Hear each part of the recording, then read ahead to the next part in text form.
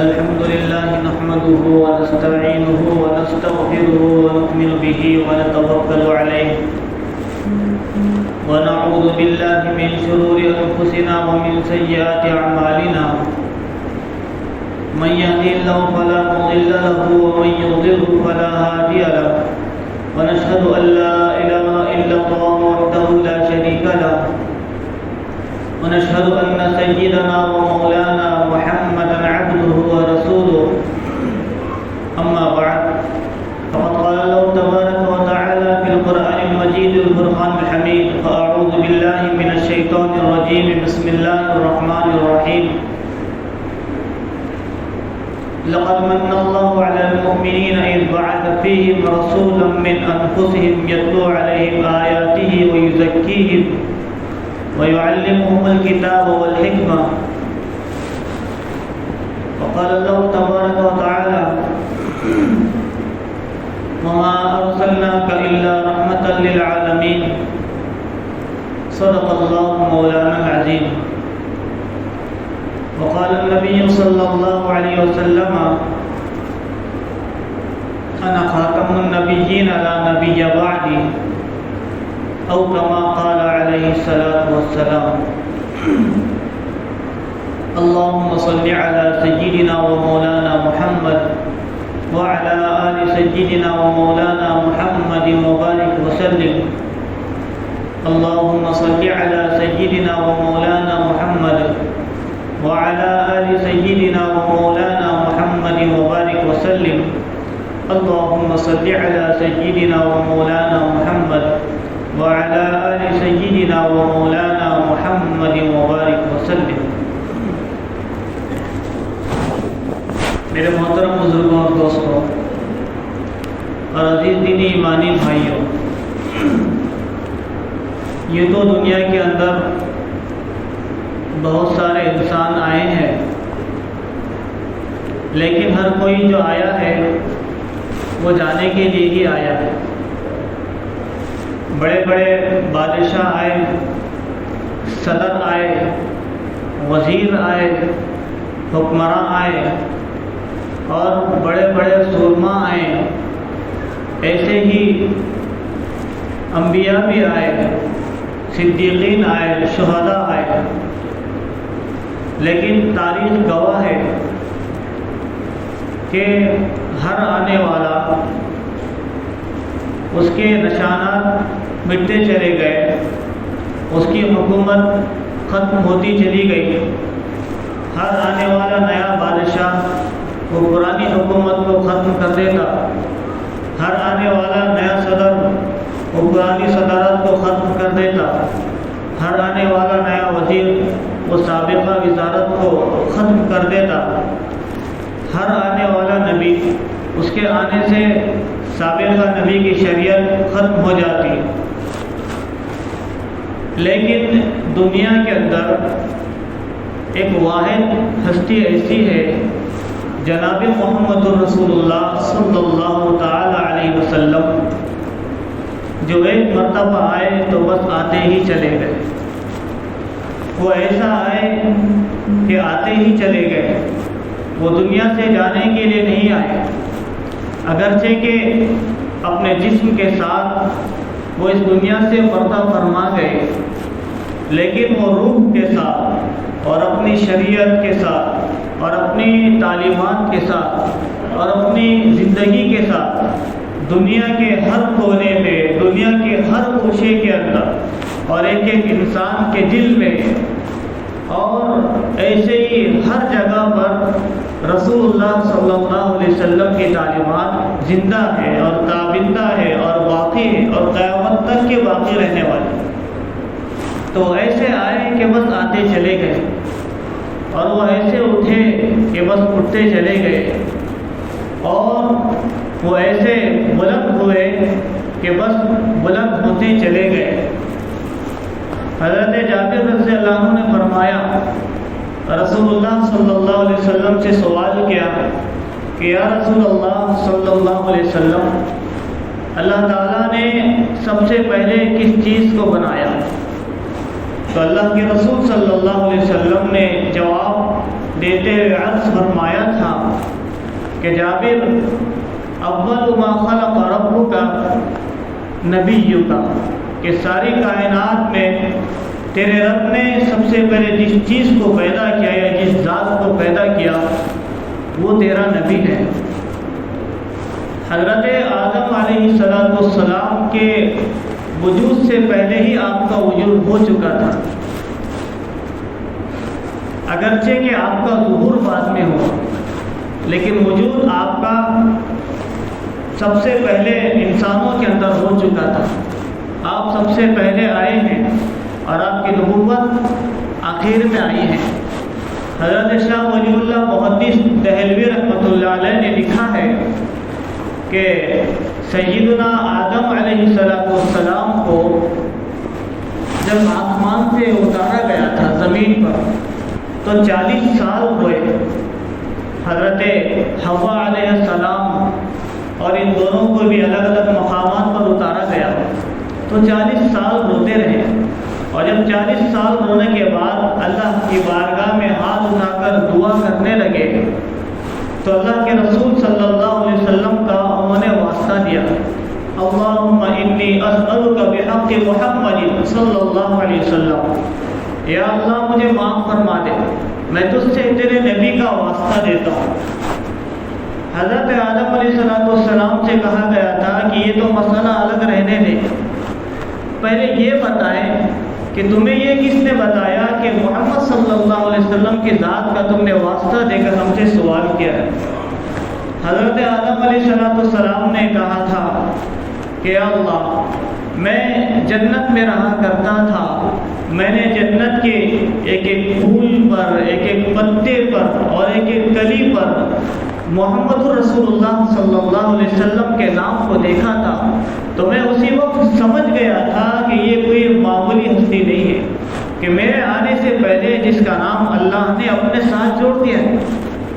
اور آپ تھوڑا سا اور کریں، جو اسلام کا کلمہ ہے لا الہ الا اللہ محمد رسول اللہ صلی اللہ علیہ وسلم، تو یہ الا اللہ پر کلمے کا ایک جز ختم ہوتا ہے، اور کلمے کا جو دوسرا جز ہے وہ محمد رسول اللہ صلی اللہ علیہ وسلم سے شروع ہوتا ہے۔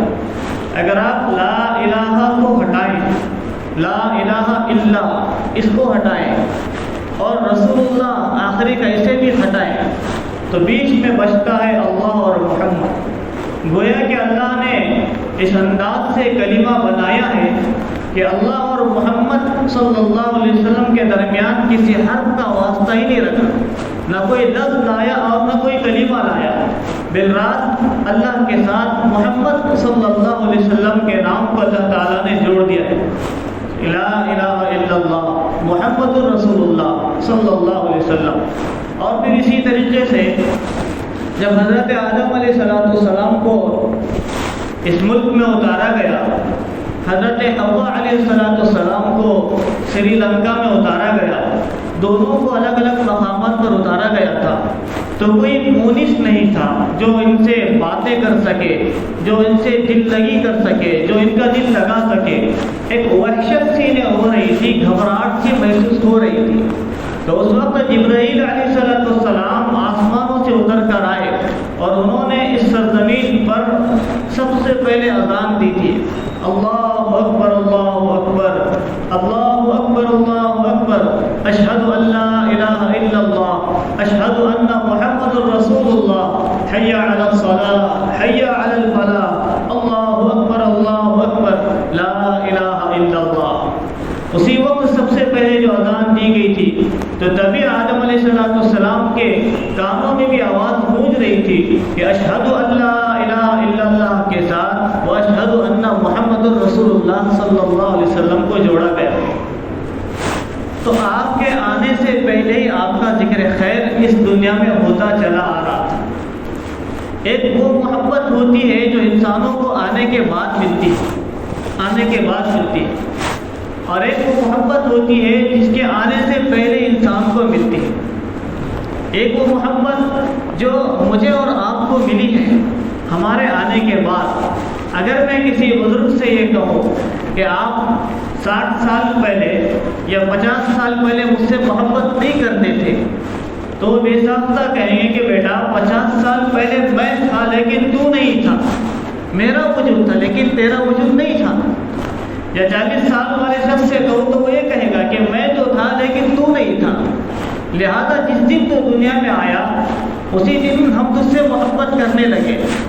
یہ ایک محبت مجھے اور آپ کو ملی جو ہمارے آنے کے بعد ملتی ہے، اور ایک وہ محبت ہے جو اللہ کے رسول صلی اللہ علیہ وسلم کو آنے سے پہلے ہی مل چکی تھی۔ حضرت ابو بکر صدیق رضی اللہ تعالیٰ عنہ ملک یمن گئے، یا غالباً ملک شام گئے، کاروبار اور تجارت کے تعلق سے۔ حضرت ابو بکر صدیق رضی اللہ تعالیٰ عنہ ابھی اسلام نہیں لائے تھے، مسلمان نہیں ہوئے تھے۔ انہوں نے کہا، سوچا کہ اس علاقے کے اندر عیسائیوں، یہودیوں کے یا عیسائیوں کے ایک بڑے عالم رہتے، بڑے پادری رہتے، ان سے ملاقات کر لو، ملاقات کا شرف حاصل کر لو، دعائیں ان سے کرا لو۔ وہ چلتے ہوئے اس بزرگ عالم کے دین کے پاس پہنچے جو عیسائیوں کے بڑے عالم تھے۔ وہاں پہنچنے کے بعد ان سے گفتگو ہوئی۔ انہوں نے پوچھا کہ بیٹا کہاں سے آئے ہو؟ حضرت ابو بکر صدیق رضی اللہ عنہ نے کہا کہ میں مکہ مکرمہ سے آیا ہوں۔ تو انہوں نے کہا کہ بتاؤ تمہارا نام کیا ہے؟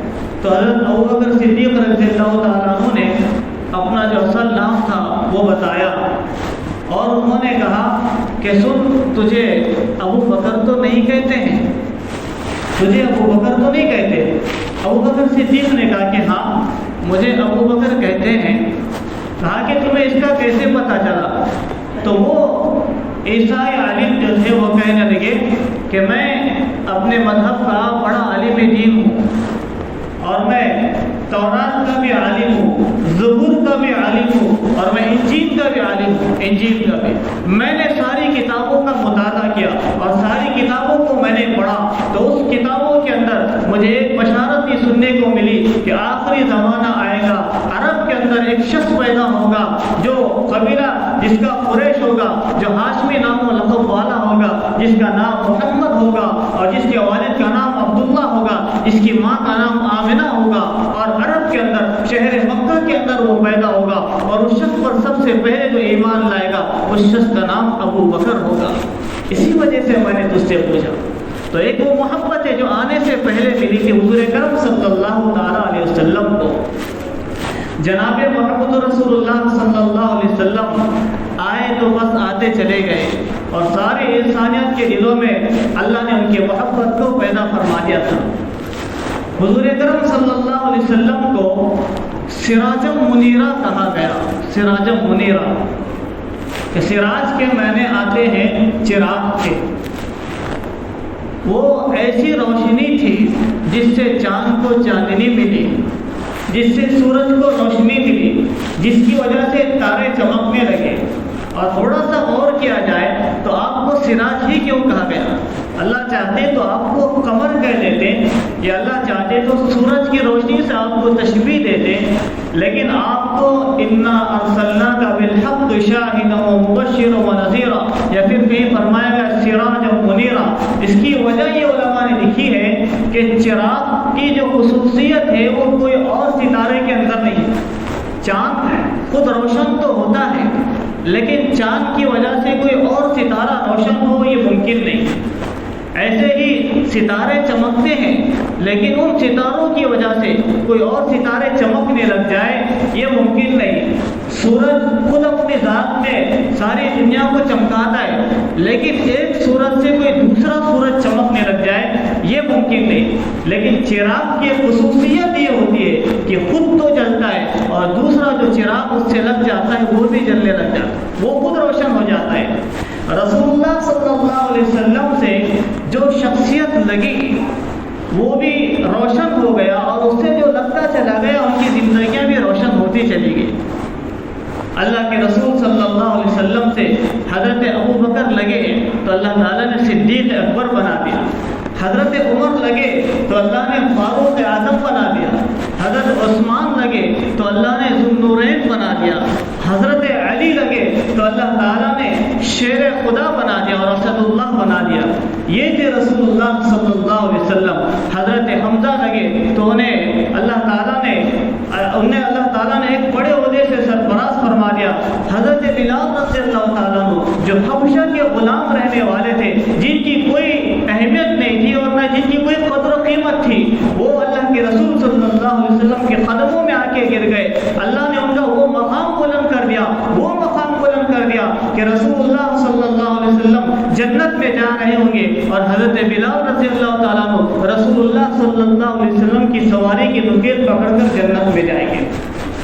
یہ مقام ملا تھا آپ کو سراجا منیرا، اسی وجہ سے کہا گیا تھا۔ اور اسی مہینے کے اندر رسول اللہ صلی اللہ علیہ وسلم کی ولادت ہوئی۔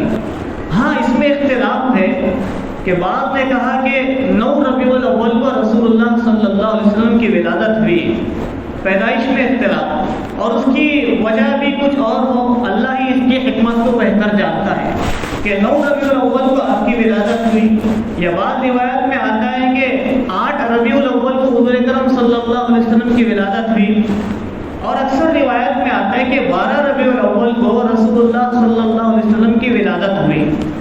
لیکن وفات کی جو تاریخ ہے وہ 12 ربیع الاول، یہ مستحکم ہے، اس میں کوئی اختلاف نہیں۔ یہ پکی اور ٹھکی بات ہے کہ 12 ربیع الاول کو رسول اللہ صلی اللہ علیہ وسلم کی وفات کا دن تھا۔ ربیع کہتے ہیں بہار کے مہینے کو، موسم بہار کو۔ آپ تھوڑا سا غور کریں کہ بہت سارے دیگر مہینے بھی تھے۔ اللہ تعالیٰ نے جب کائنات کو بنایا تو مہینوں کا نظام بھی اللہ تعالیٰ نے جبھی سے بنایا تھا۔ ان عدۃ اللہ عند الشہور عند اللہ 12 شہرا فی کتاب اللہ، کہ اللہ کے نزدیک جو مہینوں کی تعداد ہے وہ 12 ہے۔ قرآن کریم میں اس کی وضاحت ملتی ہے۔ یوم خلق السماوات والارض، جس دن اللہ نے آسمان اور زمین کو بنایا تھا، اسی دن سے اللہ نے یہ مہینوں کا نظام چلایا ہے۔ اور پھر اللہ نے آگے فرمایا کہ منہا اربعۃ حرم، ان 12 مہینوں کے اندر 4 مہینے ایسے جو بہت ہی زیادہ محترم ہیں، جو قابل احترام ہیں۔ ذی قعدہ کا مہینہ ہو گیا، ذی الحجہ کا مہینہ ہو گیا، محرم کا مہینہ ہو گیا، یہ اللہ کے نزدیک محترم مہینے۔ لیکن اللہ کے رسول صلی اللہ علیہ وسلم کی ولادت ان مہینوں میں نہیں ہوئی۔ دنیا والوں کا ضابطہ ہے، اگر کسی کا انتقال جمعے کے دن ہو جائے تو وہ یہ سمجھتے کہ مبارک دن ملا، جمعہ کا دن مبارک تھا، یا کسی کا انتقال رمضان میں ہو جائے تو یہ تصور کیا جاتا ہے کہ مبارک مہینہ ملا، کہ رمضان کے مہینے میں انتقال ہوا، بڑا بابرکت مہینہ ہے۔ یا کوئی حج بیت اللہ ہو جائے اور مکہ مکرمہ میں کسی کی وفات ہو جائے، یا مدینہ منورہ کے اندر کسی کا انتقال ہو جائے تو اسے بھی بہت ہی قابل احترام سمجھا جاتا ہے اور خوش نصیب سمجھا جاتا ہے کہ جس کی مکہ مکرمہ میں موت ہوئی ہے، مدینہ منورہ میں جسے اللہ کے پاس بلاوا آیا ہے۔ تو ہمیں جو عزت ملتی ہے وہ دنوں کے محترم ہونے کی وجہ سے ملی ہے۔ جمعے کے دن مرے، کیا خوش نصیب شخص ہے، بہترین انسان ہے کہ جمعہ کا دن اسے ملا ہے۔ رمضان کا مہینہ ملا ہے، کیا ہی خوش نصیب انسان ہے کہ اللہ نے رمضان کا مہینہ اسے نصیب فرمایا ہے۔ حج بیت اللہ کے اندر موت ہوئی ہے، کعبۃ اللہ کے مقام پر ہوئی، تو کیا ہی بہترین خوش قسمت ہے اور خوش نصیب ہے کہ اللہ نے مکہ مکرمہ کی یا مدینہ منورہ کی موت نصیب فرمائی ہے۔ تو ان انسانوں کو، دیگر انسانوں کو جو عزت ملی وہ دنوں کے محترم ہونے کی وجہ سے، یا مہینے کے محترم ہونے کی وجہ سے، یا مقام اور مکان کے محترم ہونے کی وجہ سے مل رہی ہے۔ رسول اللہ صلی اللہ علیہ وسلم جس مہینے میں آئے وہ نہ ان 4 مہینوں میں سے جیسے اللہ نے محترم کہا، محرم کا مہینہ محترم ہے اللہ کے نزدیک، نعوذ باللہ ہم نے اسے منحوس سمجھ لیا۔ اسی مہینے کے اندر ہم شادیاں نہیں کرتے، اور نہ کوئی رسم و رواج ہوتا ہے، اور نہ کوئی خوشیاں منائی جاتی ہیں، سب سے زیادہ منحوس اس مہینے کو سمجھا جاتا ہے۔ جبکہ رسول اللہ صلی اللہ علیہ وسلم کی سب سے پہلی شادی حضرت خدیجہ رضی اللہ عنہا سے جو ہوئی وہ 10 محرم الحرام کو ہی، 1 دو کو بھی نہیں، یوم عاشورہ کو ہی ہوئی۔ تزوج رسول اللہ صلی اللہ علیہ وسلم خدیجہ کا یوم عاشورہ، روایت ہے۔ تو یہ محترم مہینے، لیکن ان محترم مہینوں میں بھی اللہ کے رسول کی ولادت نہیں، جمعہ کا دن محترم ہے، لیکن اس دن بھی اللہ کے رسول کی ولادت نہیں ہوئی۔ رمضان کا مہینہ قابل احترام، صد احترام ہے، اس مہینے میں بھی اللہ کے رسول صلی اللہ علیہ وسلم کی ولادت نہیں ہو رہی۔ تو دنیا والوں کو اللہ نے بتا دیا کہ تمہیں جو عزتیں ملتی ہے وہ دنوں کے اور مہینوں کے محترم ہونے کی وجہ سے ملتی ہے، اور رسول اللہ صلی اللہ علیہ وسلم کی وجہ سے ربیع الاول کو جو محترم بنایا گیا، ربیع الاول کو جو عزت ملی، یا پیر کے دن کو جو عزت ملی ہے، وہ اللہ کے رسول صلی اللہ علیہ وسلم کی آمد باسعادت سے ملی۔ شب قدر کی اگر اہمیت ہمیں ملی ہے تو وہ رسول اللہ صلی اللہ علیہ وسلم کی آمد سے ملی ہے۔ یہ 4 مہینوں کو محترم بتایا گیا تو اللہ کے رسول صلی اللہ علیہ وسلم کی آمد کے بعد ہی ہمیں بتایا گیا، یا رسول اللہ صلی اللہ علیہ وسلم کی زبانی ہمیں بتایا گیا۔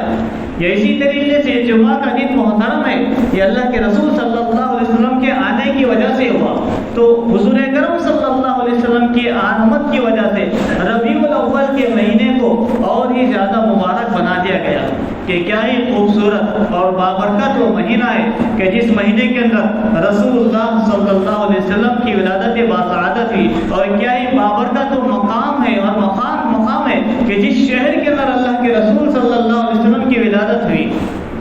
قرآن پاک میں اللہ مدینہ منورہ کی قسم کھا رہے ہیں کہ لا اقسم بہذا البلد، اے نبی جی ہم اس شہر کی قسم کھاتے ہیں، یا مکہ مکرمہ کی قسم کھا رہے ہیں۔ تو اس مکہ مکرمہ کی قسم اس لیے نہیں کھاتے ہیں کہ یہاں کعبۃ اللہ ہے، یہاں اللہ کا گھر بیت اللہ ہے۔ آگے اللہ اس کی وضاحت فرما رہے کہ لا اقسم بہذا البلد وانت حل بہذا البلد، اے نبی جی ہم اس شہر کی قسم اس وجہ سے کھا رہے کہ تم اس شہر کے رہنے والے ہو، وانت حل بہذا البلد، تم اس شہر کے رہواسی ہو، تم اس کے مقام کے رہنے والے ہو، اسی وجہ سے ہم اس شہر کی قسم کھا رہے ہیں۔ تو اس مقام کو یا اس مقام کو جو عزت مل رہی ہے وہ رسول اللہ صلی اللہ علیہ وسلم کی وجہ سے ملی۔ روایتوں میں آتا ہے کہ جس دن اللہ کے رسول صلی اللہ علیہ وسلم کی ولادت ہوئی، اس دن ساری کائنات کی جو عورتیں تھیں، ساری دنیا کے اندر اللہ تعالیٰ نے ہر گھر میں لڑکا ہی پیدا فرمایا کہ آج محمد کے گھر میں خوشیاں منائی جا رہی ہیں، تو دنیا کا کوئی مکان ایسا نہ ہو کہ جہاں خوشیاں نہ منائی جا رہی ہوں۔ ہر گھر میں اللہ نے محمد رسول اللہ صلی اللہ علیہ وسلم کی برکت سے لڑکے کی پیدائش فرمائی تھی، اور آپ کے آنے سے پہلے دنیا کے اندر قحط سالی کا ماحول چل رہا تھا، لوگ کھانے کے لیے اور دانے دانے کے لیے ترس رہے تھے، لیکن جس دن اللہ کے رسول صلی اللہ علیہ وسلم کی ولادت باسعادت ہوئی، اسی دن سے اللہ تبارک و تعالیٰ نے اللہ کے رسول کی برکتوں سے اس علاقے کی قحط سالی کو ہی ختم فرما دیا۔ جناب محمد رسول اللہ صلی اللہ علیہ وسلم ابھی اپنی ماں کے پیٹ میں ہی تھے، شکم مادر میں ہی تھے۔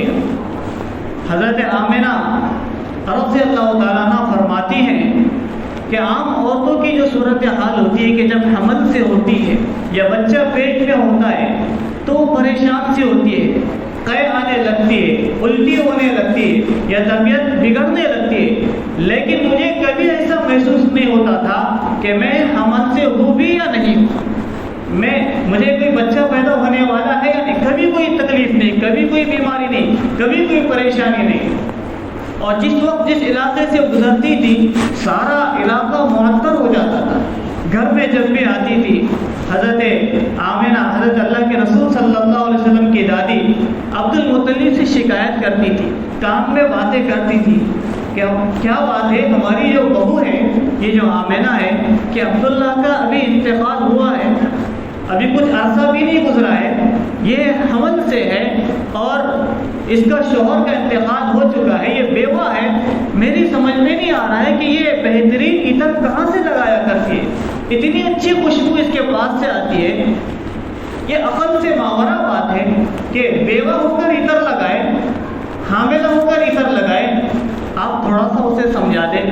عبد المطلب نے تھوڑا سا ہمت کر کے حضرت آمنہ سے، حضرت عبداللہ کی گھر والی سے، حضور کرم صلی اللہ علیہ وسلم کی والدہ سے عرض کیا کہ آمنہ تھوڑا یہ تو بتا دے، تو بیوہ ہے اور حمل سے ہے اور میرے سمجھ میں نہیں آتا کہ ایسی حالت کے اندر تو عطر کہاں سے منگایا کرتی اور یہ خوشبو کیوں لگایا کرتی ہے۔ میں نے بھی بڑے بڑے عطر کے مارکیٹ ترتیب دیکھے میری سمجھ میں نہیں آتا ہے کہ یہ عطر آیا کہاں سے، نہ یہ عطر یمن کا ہے، نہ فلسطین کا ہے، نہ مصر کا ہے، جو خوشبو میرے آنگن کے اندر اور میرے گھر کے اندر اور میرے علاقے کے اندر آتی ہے۔ میں تصور کرتا ہوں اور پریشان ہو جاتا ہوں کہ جب بھی میں گھر میں ختم رکھتا ہوں تو میرا دماغ خوشبو سے معطر ہو جاتا ہے، میں پریشان تھا۔ حضرت آمنہ رضی اللہ عنہا نے کہا کہ ابا جان آج کے بعد کبھی سوال مت کرنا، آپ نے آج مجھے پوچھ لیا ہے، اس کے بعد دوبارہ آپ مجھے کبھی مت پوچھنا، آپ تو گھر کی باتیں کرتے ہو، آپ تو صحن کی باتیں کرتے ہو، اگر میں تمہیں بتاؤں تو تم پریشان ہو جاؤ گے۔ جب میں غسل خانے میں جاتی ہوں غسل کرنے کے لیے، وہاں پر بھی مجھے خوشبوئیں آیا کرتی ہیں، وہاں پر بھی خوشبو آیا کرتی ہے۔ کہا کہ ابا جان آپ عطر کی بات کرتے ہو، میں نے آج تک مارکیٹ نہیں دیکھی، میں آج تک کاروبار نہیں دیکھی، میں نے آج تک بازار کی شکل نہیں دیکھی، میں نے کسی سہیلیوں کے ساتھ تعلقات نہیں رکھے، آپ عطر کی بات کرتے ہو، میں نے عطر کی شیشی تک نہیں دیکھی، میں عطر خریدنا جانتی تک نہیں ہوں، میں خود پریشان ہوں کہ یہ خوشبو جو میرے بدن سے آ رہی ہے وہ کہاں سے آ رہی ہے اور کیوں آ رہی ہے، اس کی وجہ کیا ہے۔ روزانہ میں رات کو جب سوئی ہوئی ہوتی ہوں تو خواب میں دیکھتی ہوں کہ کبھی سورج آ کر مجھے سلام کرنے لگتا ہے، کبھی چاند چھپ کر مجھے سلام کرنے لگتا ہے، کبھی ستارے مجھ سے بات کرنے لگتے ہیں، کبھی حوریں آ کر مجھ سے بات کرتی ہیں۔ اور میں تمہیں کیا بتاؤں، جب میں راستے سے چلتی ہوں تو پتھر اگر میرے پیر کے نیچے آتا ہے تو موم کی طرح نرم ہو کر پگھل جاتا ہے، مجھے پتھر کی سختی کا کبھی احساس ہی نہیں ہوتا ہے۔ اور جب میں راستے سے چلتی ہوں تو درخت مجھے جھک کر سلام کرنے لگ جاتے ہیں، میں راستے سے چلتی ہوں تو پہاڑ مجھ سے کلام کرنے لگ جاتے ہیں۔ ابا جان میری بھی سمجھ میں نہیں آ رہا ہے کہ ہو کیا رہا ہے۔ حضور کے دادا نے کہا کہ بیٹا میں سمجھ گیا، یہ جو تیرے وطن سے خوشبو آ رہی ہے یہ کوئی فلسطین کا عطر نہیں، یہ کوئی شام اور مصر کا عطر نہیں، یہ خوشبو اس آنے والے مہمان کی برکت ہے جو تیرے پیٹ میں بچہ پل رہا ہے۔ حضور کے آنے سے پہلے سارا گھرانہ معطر ہو گیا تھا، اور اس زمانے میں ملک یمن کا جو بادشاہ تھا ابرہہ، اس نے کعبۃ اللہ کو ڈھانا چاہا، وہ کعبۃ اللہ کو گرانا چاہتا تھا۔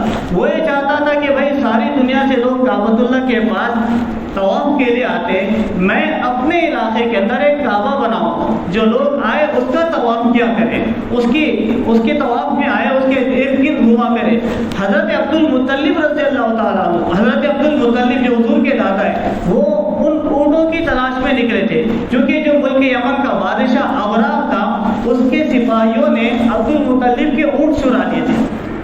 عبد المطلب اونٹ کی تلاش میں نکلے تو یمن کا جو بادشاہ تھا ابرہہ، اس کی ملاقات ہوئی، اس نے کہا کہ آپ کعبۃ اللہ کے متولی ہو، آپ قریش کے سردار ہو، میں کعبے کو گرانے کے لیے آپ سے بات کرنے کے لیے آیا ہوں۔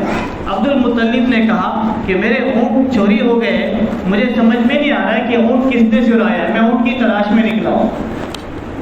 اس بادشاہ نے کہا، ملک یمن کے بادشاہ ابرہہ نے، عجیب آدمی ہو، میں تمہیں بڑا عقلمند سمجھتا تھا اور بڑا معزز انسان سمجھتا تھا اور اپنے علاقے کا اور اپنے خاندان اور قبیلے کا سردار سمجھ کر تم سے بات کرنے کے لیے آیا ہوں، اور تم کعبۃ اللہ کے متولی بھی ہو، میں کعبے کو گرانے کی بات کرتا ہوں اور تم کہتے ہو کہ میرے اونٹ چوری ہو گئے۔ تو اس وقت حضرت عبد المطلب نے جو اشعار کہتے، حضرت مولانا ابو الحسن علی ندوی رحمۃ اللہ علیہ نے قصص النبیین یا اللہ کے رسول صلی اللہ علیہ وسلم کی جو سیرت ہے اس میں عربی کے اندر والانفاس کو لکھا ہے۔ حضرت عبد المطلب نے کہا کہ کرے گا فکر اپنے گھر کی جو اس گھر کا مالک ہے، کرے گا فکر اپنے گھر کی جو اس گھر کا مالک ہے، جو اس گھر کا مالک ہے وہ بہر کا مالک ہے، میں جو اس گھر کی فکر کروں، میرا مال تو اونٹ ہے، میں اونٹ کی تلاش میں نکلا ہوں، اللہ جانے اور کعبۃ اللہ جانے اور اس کا گھر والا جانے، میں تو اپنے اونٹ کی تلاش میں نکلا ہوں۔ وہ یہ کہہ کر گھر آئے تھے، جناب آمنہ کے ہاتھ کو پکڑا اور پکڑ کر کعبۃ اللہ کے دروازے پر لے کر آئے اور کہا کہ آمنہ چل، آج کعبۃ اللہ کو گرانے کے لیے ایک اللہ کا دشمن آ چکا ہے، آج میں تیرے محبوب کو کھڑا کر اس کی برکت سے اللہ کے سامنے دعا مانگوں گا۔ حضرت عبد المطلب نے آمنہ کو سامنے لایا اور ہاتھ اٹھا کر دعا کرنے لگی کہ الہی آج دشمن تیرے مقابلے میں آ گیا ہے، آج وہ تیرے گھر کو ڈھانا چاہتا ہے، میں تیرے اس محبوب کا واسطہ دیتا ہوں جو آمنہ کے پیٹ میں بچہ پل رہا ہے، اس کی برکت سے تو اس کا انتظام فرما دے. غیب سے آواز آئی کہ او عبد المطلب اپنے گھر کو چلے جاؤ، او قریشیوں تم اپنے گھروں کو چلے جاؤ، او ہاشمی لوگ تم اپنے گھروں کو چلے جاؤ، آمینہ تو بھی اپنے گھر کو چلا جا، تم سب اپنے مکانات میں چلے جاؤ، مجھے کسی کی ضرورت نہیں، نہ کسی کی مدد کی ضرورت ہے. آج آمینہ نے میرے محبوب کو میرے در پر لا کر کھڑا کر دیا ہے. مجھے میری کبریائی کی قسم، آج میں دشمن کو خود نہ نپٹوں گا تو تم کیسے تماشا دیکھو گے. اللہ تبارک و تعالیٰ نے آسمان سے چھوٹے چھوٹے پرندوں کو بھیج کر اس ابرہ کے لشکر کو تباہ و برباد کر دیا. یہ وہ برکتیں تھی جو رسول اللہ صلی اللہ علیہ وسلم کے دنیا میں آنے سے پہلے ہو رہی دکھائی دے رہی تھی. اور تھوڑا سا پیچھے چلے حضرت عبداللہ جو حضور اکرم صلی اللہ علیہ وسلم کے والد محترم ہیں، ابھی ان کا نکاح نہیں ہوا تھا آمینہ سے. تو ہر کوئی خاتون یہ چاہتی تھی عیسائیوں کی اور یہودیوں کی کہ میرا نکاح جو ہے وہ عبداللہ سے ہو جائے، کیونکہ حضرت عبداللہ کی پیشانی میں جو نور نبوت تھا وہ صاف چمکتا ہوا نظر آتا تھا، جو آدم علیہ السلام سے نسل بعد نسل ہوتا ہوا حضرت عبداللہ کی پیشانی تک چلتا ہوا آیا. ہر کوئی کوشش کرتی تھی، یہاں تک کہ ایک عیسائی خاتون نے پوری کوشش کر دی اور زور لگا دیا کہ کسی طرح میری اور عبداللہ کی شادی ہو جائے، نکاح ہو جائے، یا میری عبداللہ کی ملاقات ہو جائے، اور یہ نور نبوت جو عبداللہ کی پیشانی پر چمکتا ہوا نظر آ رہا ہے وہ میری پیشانی میں منتقل ہو جائے، میرے پیٹ میں منتقل ہو جائے. حضرت عبد المطلب نے کہا کہ بھائی عبداللہ بیٹا تم یہاں سے چلے جاؤ، جنگل میں شکار کرنے کے لیے جاؤ، لوگ بہت سارے تمہارے پیچھے پڑ چکے. حضرت عبداللہ اپنے چند ساتھیوں کو لے کر جنگل میں آئے تو وہاں انہوں نے دیکھا کہ 70 یہودیوں کی ایک جماعت تھی جو شکار پر آئی ہوئی تھی. حضرت عبداللہ نے ان سے کہا کہ کیا بات ہے، تم کس چیز کی تلاش میں نکلے ہو؟ تو انہوں نے کہا تھا کہ ہم نے اپنی کتابوں کے اندر پڑھا ہے کہ نبی آخر الزمان محمد عربی صلی اللہ علیہ وسلم آنے والا ہے، اس کا تذکرہ ہم نے اپنی کتابوں میں پڑھا ہے. وہ جس گھر میں پیدا ہوگا اس کی انہوں نے ساری نشانیاں بتائی اور اس کے باپ کا نام عبداللہ ہوگا. اس عبداللہ کی ولادت ہو چکی ہے، ہم یہ چاہتے ہیں کہ اس کا ہی خاتمہ کر دے تاکہ جو نبوت کا سلسلہ ہے وہ ختم ہو جائے اور آخری نبی حضرت عیسیٰ علیہ السلام بن جائے. ہم یہ چاہتے ہیں کہ نبوت کا سلسلہ بنی اسماعیل سے ہٹ کر بنی اسرائیل کے اندر آ جائے، چونکہ یہودی اور عیسائی یہ بنی اسرائیل تھے اور رسول اللہ صلی اللہ علیہ وسلم کی جو ولادت ہوئی وہ بنو اسماعیل میں، یعنی حضرت اسماعیل علیہ السلام کے نسل سے ہوتی چلتی آئی. حضرت عبداللہ کو جیسے علم ہوا کہ یہ مجھے مارنے کے لیے آئے تو آسمان سے عبداللہ خود فرماتے کہ فرشتوں کا لشکر اترا اور اس نے سارے 70 کی 70 وہ جماعت کو ختم کر دیا، ساروں کا خاتمہ کر دیا. تو یہ وہ نبی ہے جن کی آمد سے پہلے اللہ حفاظت فرما رہے ہیں. اور پھر روایت میں آتا ہے کہ رسول اللہ صلی اللہ علیہ وسلم کی ولادت باسعادت ہو رہی ہے. ابھی ایک ہے شفا خاتون اور ایک کوئی اور ہے عبد الرحمن بن عوف کی والدہ اور ایک عثمان بن مظعون، ان دونوں کی والدہ جو اس زمانے میں داعیہ کا کام کیا کرتی تھی، جو بچے کی ولادت کے موقع پر سامنے ہوتی ہے. وہ دونوں خاتون وہاں موجود تھی. وہ خود فرماتی ہیں کہ ہم نے دیکھا کہ حور عینہ کے ساتھ آسمان سے 2 عورتیں اتری اللہ کے رسول صلی اللہ علیہ وسلم کے گھرانے میں. ہم نے پوچھا کہ تم کون ہو، تم کون ہو؟ تو ان میں سے ایک نے کہا کہ میں آسیہ جو فرعون کی بیوی تھی، میں آسیہ ہوں. اور دوسری سے کہا کہ تم کون؟ میں مریم ہوں، عیسیٰ کی ماں مریم. ہم دونوں آئے ہیں محمد کو لینے کے لیے. حضور اکرم صلی اللہ علیہ وسلم کی ولادت کا وقت قریب آیا. شفا فرماتی ہے اور ایک خاتون ہے وہ دو فرماتی ہے کہ ہم نے اپنی آنکھوں سے دیکھا کہ ایک نے حضرت آمینہ کو پیٹھ پکڑ کر اٹھایا، ایک نے سر پر ہاتھ رکھا اور ایک نے پیٹھ پر ہاتھ رکھا اور یوں اعلان کیا کہ وہ محمد آ جاؤ، ہم تمہیں لینے کے لیے آ چکے، ہم تمہارے انتظار میں. رسول اللہ صلی اللہ علیہ وسلم کی ولادت باسعادت ہوئی. حضرت آمینہ نے دیکھا، حضرت حلیمہ رضی اللہ عنہ پہنچی اور بہت ساری خواتین پہنچی. اس جیسا حسین بچہ آج تک روئے ہستی پر کبھی نہیں آیا تھا. حضرت عائشہ فرماتی ہیں کہ جس وقت اللہ کے رسول حضرت آمینہ فرماتی ہیں کہ جس وقت اللہ کے رسول صلی اللہ علیہ وسلم کی ولادت ہوئی تو گھر میں چراغ نہیں تھا، گھر میں چراغ نہیں تھا. اور یوں فرماتی ہے کہ غربت کی وجہ سے تیل کے لیے پیسے تک نہیں تھے کہ چراغ جلایا جا سکے. لیکن ہمارا ایک تصور یہ کہتا ہے کہ جب جہاں پر ساری کائنات کے پیدا کرنے کا وجود تشریف لا رہا ہو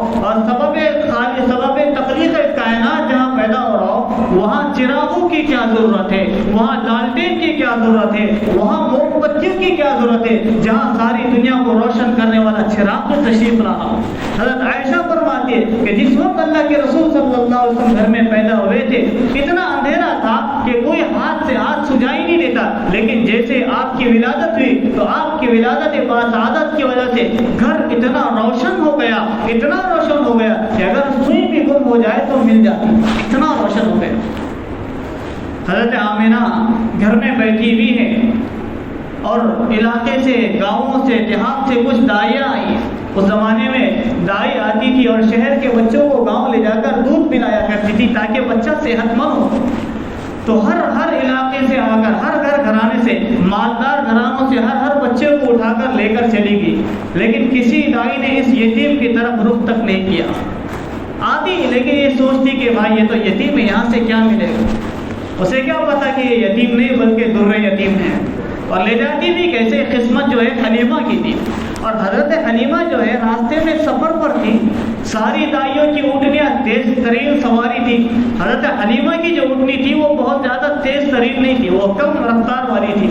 وہ آخر میں پہنچی، اس نے پوچھا کہ بھائی راستے میں دائیاں ملی، واپس بچوں کو لے جا رہی تھی، ارے کوئی بچہ چھوڑا ہے یا نہیں مکے کے اندر؟ سب نے کہا کہ کوئی بچے نہیں، سب کو اٹھا کر لائے. ایک طرف سے آواز ہے کہ ایک یتیم مکے میں موجود ہے، ایک یتیم مکے میں موجود ہے. حضرت حلیمہ رضی اللہ عنہا حضرت آمنہ کے دروازے پر پہنچتی ہے اور دستک دی کے دروازہ کھٹکھٹایا. کہوں نے کہا کہ حلیمہ دروازہ کھولا.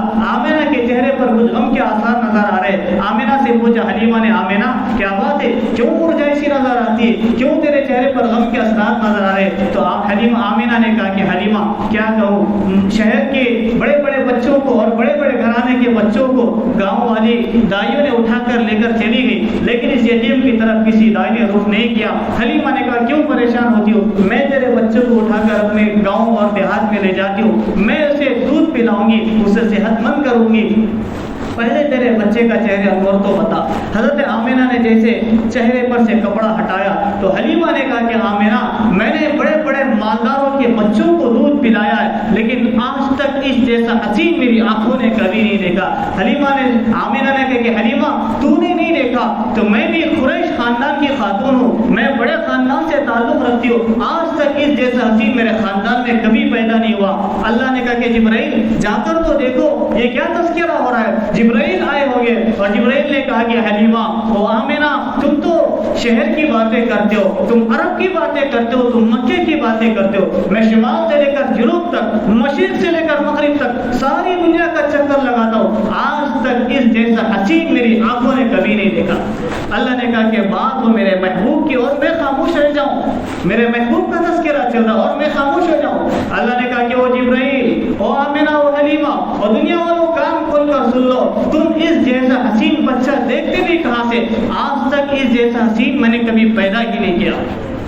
سوال پیدا ہو گیا کہ اللہ ابھی تک کسی چیز کی مشنری تیار نہ ہو، کسی چیز کا سانچہ ہی نہ بناؤ، اب تو سانچہ بن گیا ہے، اب تو نمونہ بن گیا ہے، اب ایسے آئیڈیل آتے رہیں گے، ایسے نمونے آتے رہیں گے، اب تو پھر بہت سارے بچے ایسے پیدا ہو جائیں گے. اللہ نے کہا کہ کان کھول کر سن لو جبرائیل، وہ آمنہ و حلیمہ، مجھے میری کبریائی کی قسم، جس دن اس بچے کو میں نے پیدا کیا اسی دن میں نے اس کا سانچہ ہی توڑ ڈالا تاکہ دوسرا بچہ پیدا ہونے کا کسی کو شک ہی نہ ہو.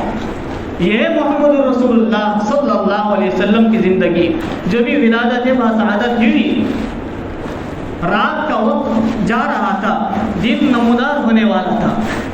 رات میں اگر پیدا ہوتے تو رات فخر کرتی کہ مجھ میں اللہ کے رسول پیدا ہوئے. دن میں اگر پیدا ہوتے تو دن فخر کرتا کہ دن میں پیدا ہوئے. اللہ نے نظام ہی ایسا بنا دیا کہ نہ رات جھگڑا کرے گی نہ دن جھگڑا کرے گا. رات رخصت ہو رہی ہے اور دن آنے والا ہے. ان دونوں اوقات کے اندر اللہ کے رسول صلی اللہ علیہ وسلم کی ولادت باسعادت ہوئی. اللہ کے رسول صلی اللہ علیہ وسلم کے حسن کے بارے میں شاہ ولی اللہ محدث دہلوی رحمۃ اللہ علیہ لکھتے ہیں کہ اللہ تبارک و تعالیٰ نے حسن کے 100 ٹکڑے کیے، حسن کے، خوبصورتی کے 100 ٹکڑے کیے. ان 100 ٹکڑوں میں سے اللہ نے ایک ٹکڑا اٹھایا، باقی 99 کو سائڈ میں رکھا.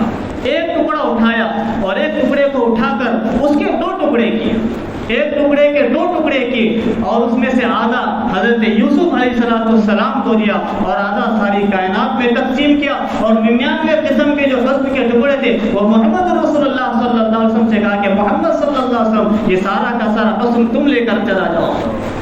جنہوں نے حسن یوسف کو دیکھا انہوں نے اپنے پورے کاٹ دیے تھے۔